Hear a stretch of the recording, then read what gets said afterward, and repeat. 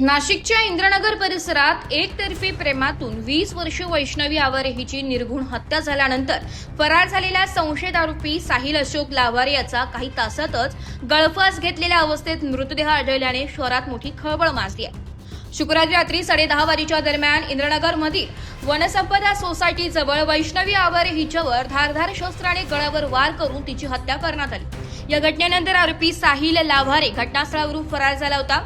घटनेची माहिती मिळताच इंद्रनगर पोलीस घटनास्थळी दाखल झाले। पंचनामा करून मृतदेह शवविच्छेदनासाठी पाठवण्यात आला।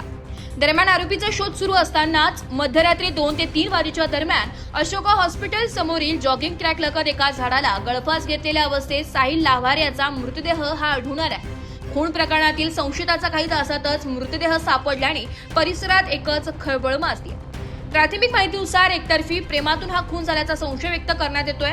मात्र आरोपीने आत्महत्या केली की त्यामागे अन्य काही कारण आहे याचा तपासही पोलीस करत आहेत। घटनास्थळावरील सीसीटीव्ही फुटेजसह इतर पुराव्यांची तपासणी सुरू असून इंद्रनगर पोलीस या संपूर्ण प्रकरणाचा अधिक तपास करत आहेत। वृत्तसंकलन विभाग, एबी न्यूज, नाशिक।